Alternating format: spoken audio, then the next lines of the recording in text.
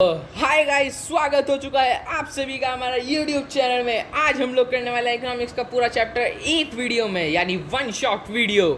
So let's begins. तो सबसे पहले जब आप इस चैप्टर को खोलेंगे तो आप देखेंगे इकोनॉमिक्स की ब्रांच, यानी इकोनॉमिक्स क्या है उसके बारे में आपको पढ़ने को मिलेगा। तो इकोनॉमिक्स क्या है? Economics is a branch of knowledge. ये नॉलेज की एक ब्रांच है जो किसके साथ चलती है? जो चलती है हमारे प्रोडक्शन, कंजम्पशन और ट्रांसफ़र ऑफ वेल्थ के साथ। ये हमारी इन तीनों के साथ इकोनॉमिक्स जुड़ी हुई है। पूरी इकोनॉमिक्स हमारी इन चीज़ों के ऊपर बेस्ड रहेगी। अब पहले चैप्टर में हम इसका थोड़ा ब्रीफली पढ़ेंगे, सेकंड चैप्टर में हम इसको बहुत ज़्यादा ही ब्रीफली पढ़ेंगे। तो सेकंड चैप्टर की ओर बढ़ते हुए सबसे पहले हम देखते हैं चैप्टर 1 में क्या है। तो चैप्टर 1 में हम पहले इकोनॉमिक्स की दो चीज़ें पढ़ेंगे जो कि हैं इकोनॉमिक्स क्या है। एक है माइक्रो, दूसरी है मैक्रो। तो चलिए देखते हैं। तो इकोनॉमिक्स की दो ब्रांच मैंने आपको बताई, माइक्रो और मैक्रो। सबसे पहले माइक्रो इकोनॉमिक्स के बारे में पढ़ते हैं। तो micro economics, this is the branch of economics studies the behaviour of individual economic unit. मतलब ये स्टडी तो वही करेगी, प्रोडक्शन, कंजम्पशन और हमारी ट्रांसफ़र ऑफ वेल्थ, लेकिन एक सिंगल चीज़ की, एक सिंगल यूनिट या एक सिंगल लोग की। जैसे आप हो, सिर्फ आप क्या प्रोड्यूस कर रहे हो, क्या कंज्यूम कर रहे हो, कितना कमा रहे हो, कितना अर्न कर रहे हो, सिर्फ ये सब सिर्फ आपके। और मैक्रो में आपका पूरा परिवार, आपके पूरे परिवार में जितने लोग क्या कंज्यूम कर रहे हैं, क्या अर्न कर रहे हैं, क्या ट्रांसफ़र ऑफ वेल्थ है, ये सब आप मैक्रो में पढ़ोगे। वहीं मैक्रो की जो डेफिनेशन आ जाती है वो है, this is the branch of economics studies the behaviour of the economy has a whole. मतलब सभी लोगों की इकोनॉमी की जो भी कंज्यूमशन है, ट्रांसफ़र है, प्रोडक्शन है, वो सब पढ़ना। चलिए अब कुछ एग्जांपल्स देख लेते हैं। तो माइक्रो इकोनॉमिक्स के एग्जांपल हो गए consumer equilibrium, product pricing, demand, supply और बाकी सारे। वहीं मैक्रो में हो गया नेशनल इनकम, यानी नेशनल की सारी बातें, स्टेट की, कंट्री की पूरी बात, ये समय हमारी मैक्रो में आ गया। अब बढ़ते हैं नेक्स्ट टॉपिक की ओर, जो कि आता है इकोनॉमी, और फिर इकोनॉमिक प्रॉब्लम को ख़त्म करते हैं। तो इकोनॉमी हमारे क्या है? Economy is a system in which the people earn a living to satisfy their wants through the process of production, consumption, investment and exchange. जैसा कि मैंने बताया इकोनॉमिक्स का मतलब यही हमारा इकोनॉमी में दर्शाता है या यूज़ होता है। मैंने क्या बताया आपको? वो एक सिस्टम है जिसमें जो लोग हैं, जो पीपल्स हैं, जैसे आपके घर में आपके पापा अर्न करते हैं, आपके पापा अर्निंग मैन है आपके, तो वो अपनी नीड्स सेटिस्फाई करेंगे, वो आपकी नीड सेटिस्फाई करेंगे, वो घर की सारी नीड सेटिस्फाई करेंगे। तो वो इकोनॉमी में आ गया कि हाँ, अब आप इकोनॉमी के लिए काम कर रहे हो। वहीं इकोनॉमिक प्रॉब्लम क्या आती है? अब इकोनॉमिक प्रॉब्लम क्या आती है, सब बच्चे ये सोचने लगेंगे।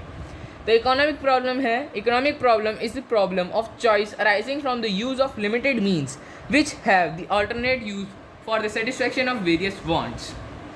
मतलब अब देखते हैं इकोनॉमिक प्रॉब्लम क्या है। इकोनॉमिक प्रॉब्लम आपकी इच्छाएं हैं, चॉइसेस। हमें एप्पल का फ़ोन चाहिए, हमें सैमसंग का फ़ोन चाहिए, सैमसंग की वॉच चाहिए, टैब चाहिए, और भी बहुत कुछ जो आपको चाहिए। ये सब आपकी इच्छाएं हैं। वो इच्छाएं ही आपकी कहलाती हैं इकोनॉमिक प्रॉब्लम, जिसको आप सेटिस्फाई नहीं कर सकते, आप उसको अल्टरनेटिव यूज़ से अपने सेटिस्फाई नहीं कर सकते, ये आपकी इकोनॉमिक प्रॉब्लम कहलाती है। वहीं अब बात करते हैं कॉजेज़ ऑफ इकोनॉमिक प्रॉब्लम, कि इकोनॉमिक प्रॉब्लम क्यों होती है। तो चलिए देखते हैं। तो इसी के साथ आता है कॉजेज़ ऑफ इकोनॉमिक प्रॉब्लम क्या क्या हैं। सबसे पहला कॉज जो मैंने आपको पहले भी बताया, आपकी इच्छाएं, यानी अनलिमिटेड ह्यूमन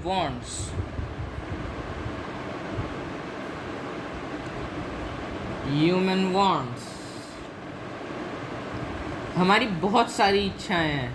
जैसे आपने साइकिल वाले को देखा होगा, उसका मन करता है बाइक खरीदने का। बाइक वाले को देखा होगा, उसका मन करता है कार खरीदने का।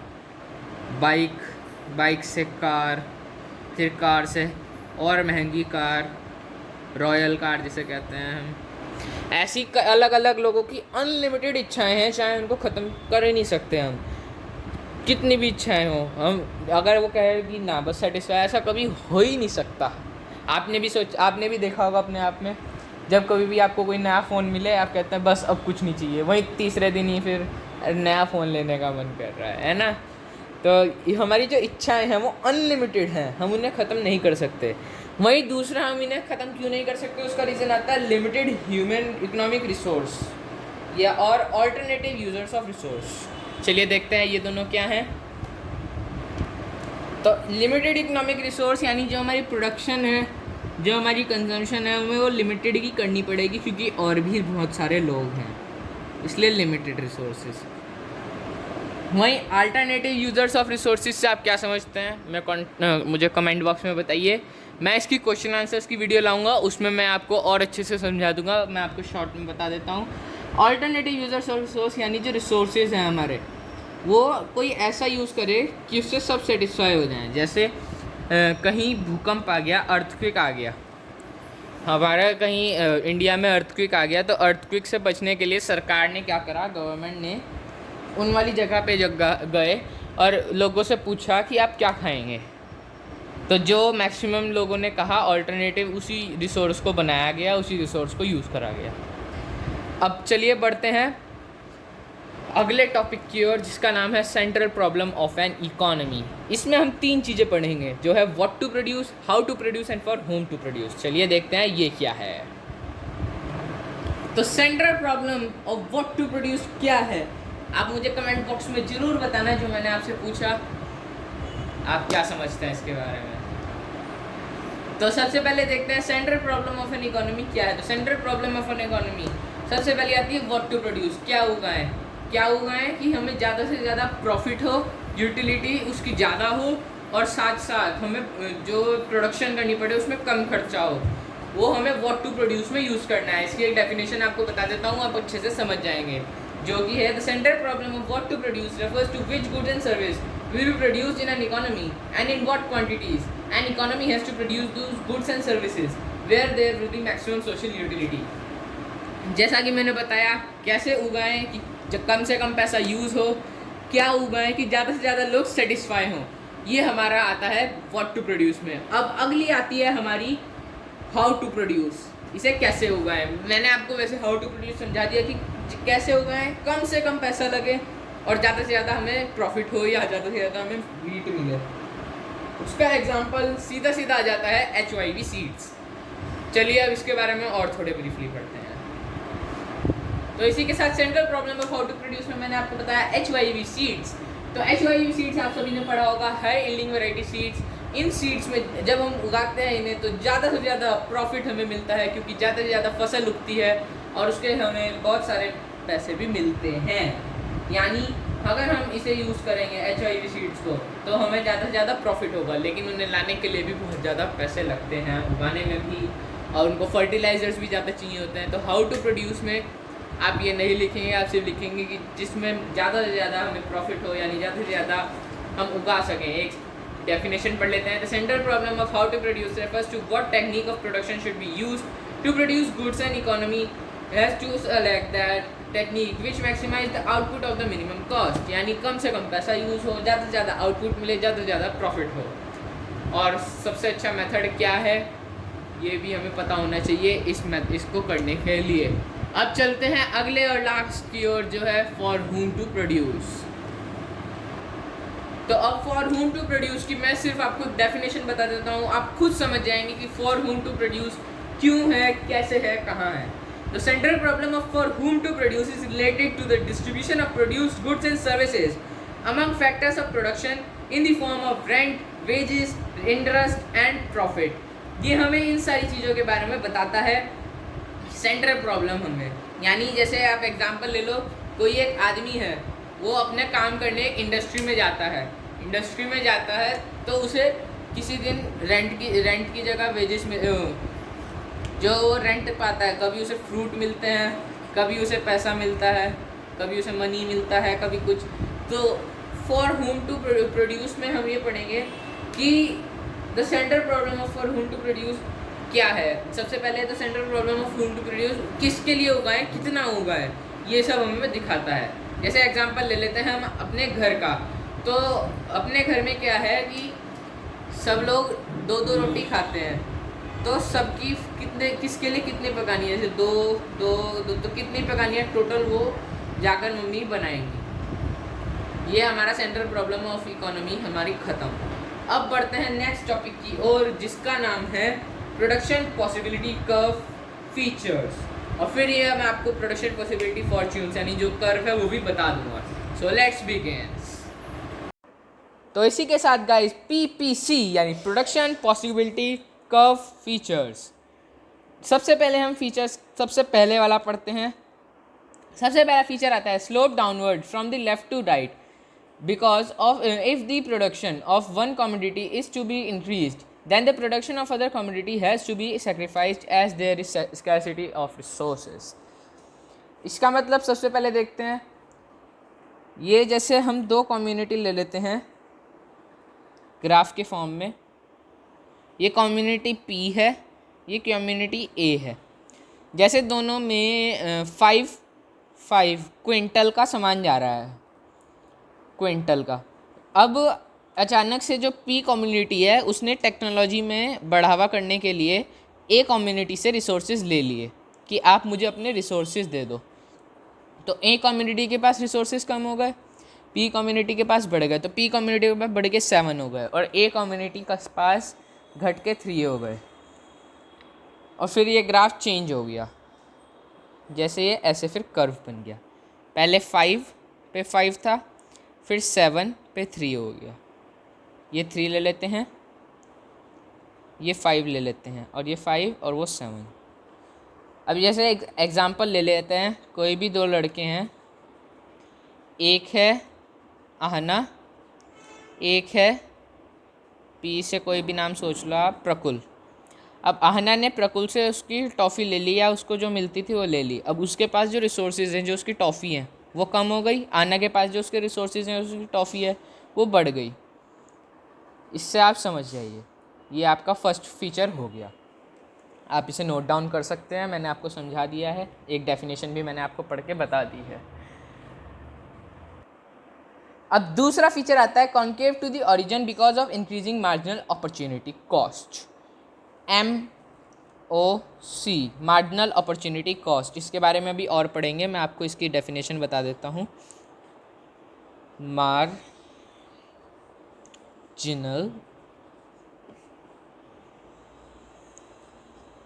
अपॉर्चुनिटी कॉस्ट, ये हमारी MOC की फुल फॉर्म आ जाती है।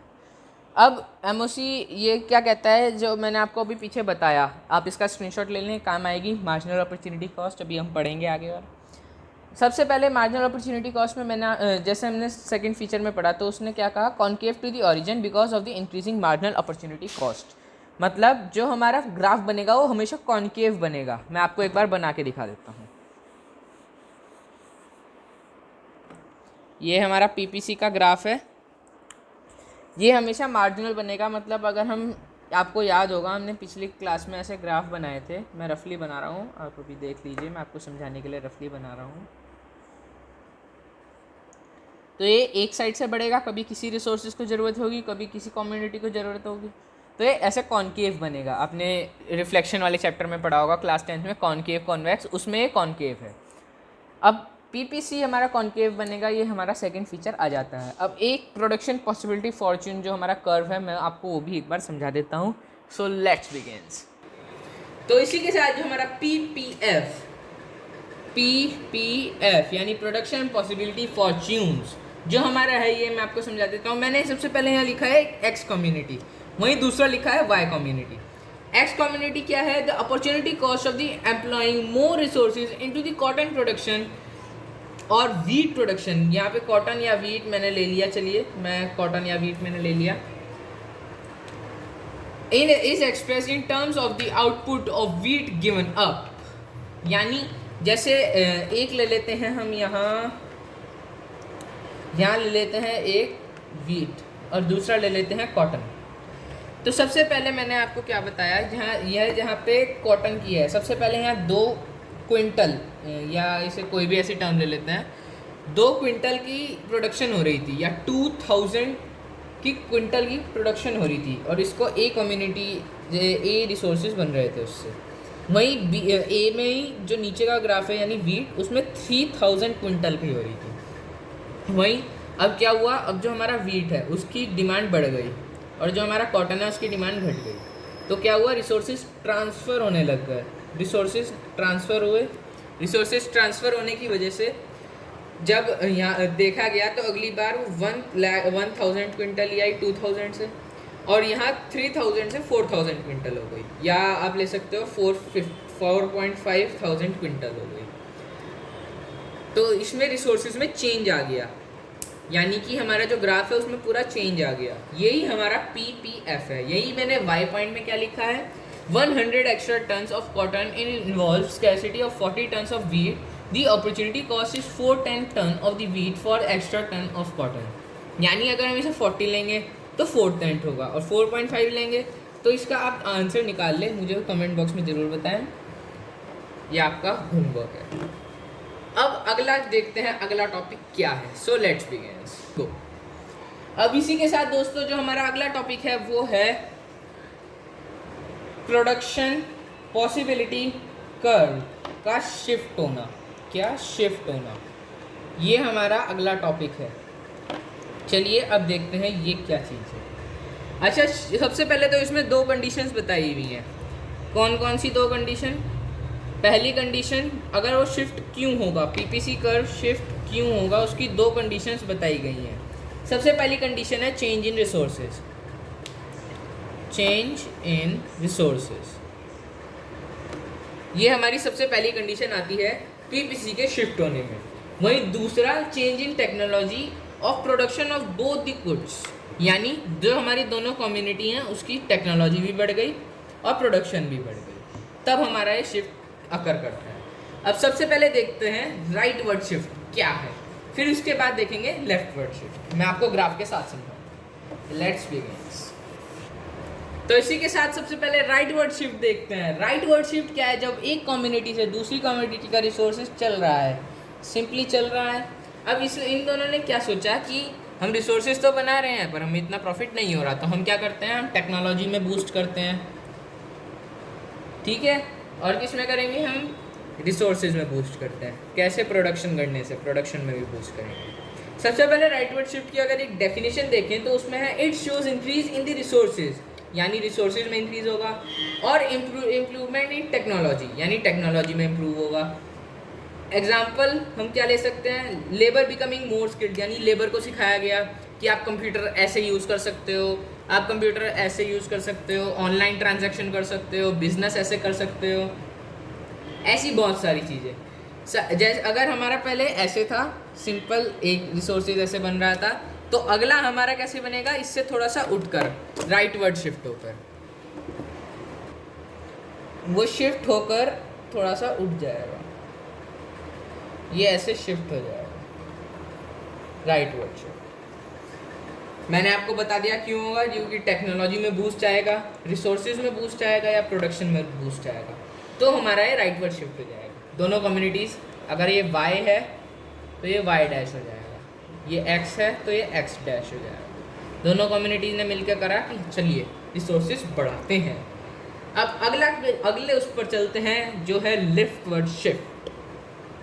सो लेट्स बिगिन। अब पढ़ते हैं leftward shift. Leftward shift में सबसे पहला आएगा it shows the decrease in resources और degradation of technology in the economy, यानी हमने रिसोर्सेज भी बढ़ाए हुए हैं, टेक्नोलॉजी भी बढ़ाई हुई है, लेकिन अचानक लाइट चली जाती है, रिसोर्सेज खत्म हो जाते हैं और जो हमारी स्किल्ड लेवल है वो स्ट्राइक पे जाती है या काम छोड़ देती है, तो हमारा कम्युनिटी फिर नीचे आ जाएगी। यानी एक कम्युनिटी जैसे स्किल्ड लेबर दो कम्युनिटी में है, उन दोनों कम्युनिटी से छोड़ दिया, तो जो हमारा ग्राफ बनेगा वो नीचे गिर जाएगा। देख लेते हैं, ये कम्युनिटी x ले लेते हैं, ये कम्युनिटी y ले लेते हैं। अगर ये हमारा पहले ग्राफ बन रहा था इतना बड़ा, तो घट के इतना हो जाएगा, ये होगा लेफ्ट वर्ड शिफ्ट। ये हमने लेफ्ट वर्ड शिफ्ट भी देख लिया कि डिक्रीज़ हो जाएगा हमारा रिसोर्सेज में या किसी तरह की कोई टेक्नोलॉजी में, जो जैसे कोई नई टेक्नोलॉजी आई है और हमारे पास वो नहीं है जो एफिशिएंटली काम कर रही है, तो उससे लेफ्ट वर्ड शिफ्ट होगा। चलिए बढ़ते हैं अगले उसकी ओर, जो कि कहलाता है the production possibility curve rotation. Let's begin. तो इसी के साथ guys production possibility curve rotation. सबसे पहले देखते हैं कि रोटेशन क्यों करता है और कैसे होती है।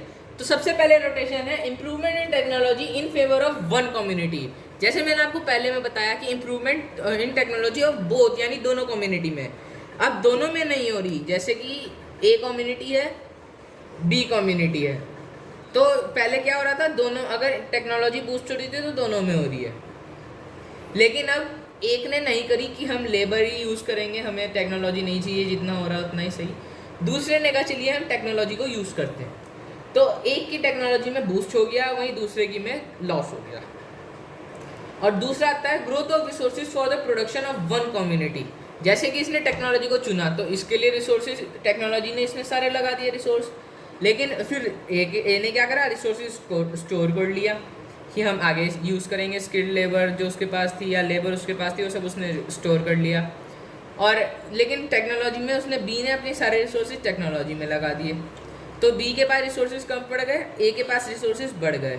तो उस वजह से फिर ए आगे आ गया, बी जब रिसोर्सेज नहीं है तो टेक्नोलॉजी का क्या ही करेगा बी। इसी के साथ ये भी होता है। मैं आपको एक बार दोनों कर्व दिखा देता हूँ, थोड़ा सा समझा देता हूँ, तो देखते हैं। तो ये मैंने आपके सामने दोनों ग्राफ रख दिए हैं। सबसे पहले ग्राफ में देखते हैं। तो सबसे पहले ग्राफ में जो ए कम्युनिटी है उसने टेक्नोलॉजी में कोई बूस्ट नहीं करा, वहीं बी ने बूस्ट करा था, वो बी से बी डैश बन गई। जब वो बी से बी डैश बनी, ए अपने रिस्पेक्टिव पोजीशन पे है तो वो ए से एक लाइन ऐसे बन गई। वहीं बी अब टेक्नोलॉजी पे पहुंच गई, लेकिन फिर वापस आ गई क्योंकि रिसोर्सेज नहीं थे ज़्यादा। फिर वापस आ गई। अब ए ने क्या करा, जब बी ने तो अपने सारे रिसोर्सेज टेक्नोलॉजी में आने के लिए बना दिए थे, वो तो अब भी टेक्नोलॉजी में है। वहीं अब बी रुक गई कि अब हमारे पास रिसोर्सेज नहीं है, अब हम ज़्यादा सामान नहीं बना सकते। तो अब ए ने क्या करा कि हम रिसोर्सेज ले आते हैं, कोई बात नहीं। अब ए ने क्या करा, अपने रिसोर्सेज लगाना शुरू कर दिए। ए से ए डैश पहुंच गया रिसोर्सेज लगाते लगाते। ये आपको दोनों समझ आ गए होंगे। ये है रोटेटिंग इन पीपीसी। अब थोड़ी सी डेफिनेशंस पढ़ लेते हैं जो बहुत ज़्यादा इंपॉर्टेंट है पेपर में आने के लिए। सो लेट्स बिगिन। तो इसी के साथ गाइस जो सबसे पहले दो आती है डेफिनेशन, वो है CIT और LIT। इसका मैंने शॉर्ट फॉर्म में बोला है, आप इस पेपर में मत लिख के आना। CIT LIT ये मैं लर्न करने के लिए बता रहा हूँ, कोई ऐसी वो नहीं है। सबसे पहले CIT की फुल फॉर्म आती है कैपिटल इंटेंसिव टेक्नोलॉजी, और LIT यानी लेबर इंटेंसिव टेक्नोलॉजी। सबसे पहले कैपिटल इंटेंसिव टेक्नोलॉजी की एक डेफिनेशन पढ़ते हैं, उससे आपको एक क्लियर हो जाएगी ज़्यादा। Capital intensive technology, under this technique capital is use more than the labour. This intensive investment in purchase and maintenance of the capital equipment is more than the labor.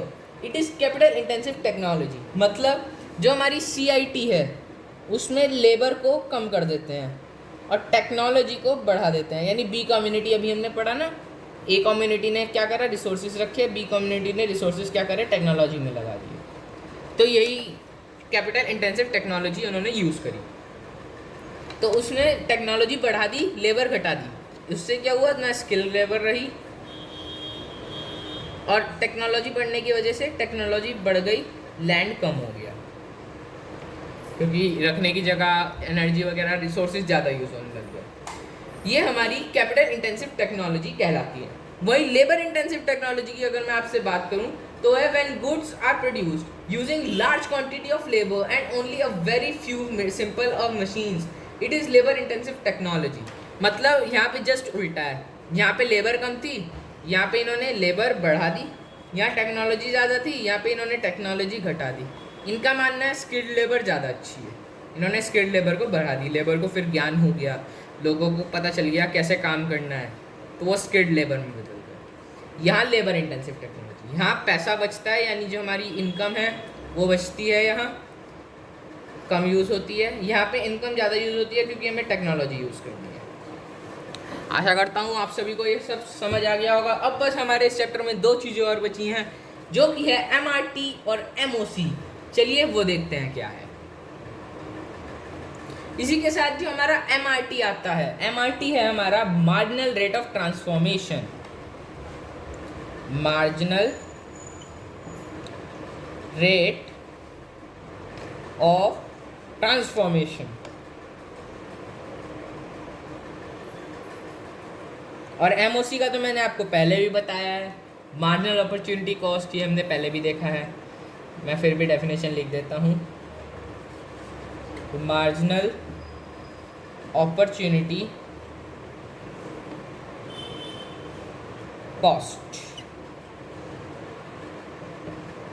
ये हमारा एमओसी कहलाता है। सबसे पहले MRT की बात करें, यानी मार्जिनल रेट ऑफ ट्रांसफॉर्मेशन की बात करें, तो वो है it is the amount of one community that is to be sacrifice to increase the production of other community by 1 unit. यानी एक कम्युनिटी में ट्रांसफर करना एक गुड की प्रोडक्शन को बढ़ा दे, एक गुड की प्रोडक्शन को, जिससे वो उसे बढ़ा दे, ये हमारा एमआरटी कहलाता है। वहीं MOC it is defined as the additional cost in terms of number of units of a good sacrifice to produce an additional unit of the other good। ये आप समझ ही गए होंगे, मैंने आपको पहले भी इस चैप्टर में बताया हुआ है। इसी के साथ यहाँ खत्म होता है हमारा इकोनॉमिक्स का पहले चैप्टर की क्विक रिवीजन। तालियां हो जाए गाइस। तो चलिए इसी के साथ खत्म करते हैं इस वीडियो को और मिलते हैं नेक्स्ट वीडियो में नेक्स्ट टॉपिक के साथ। तब तक के लिए बाय बाय।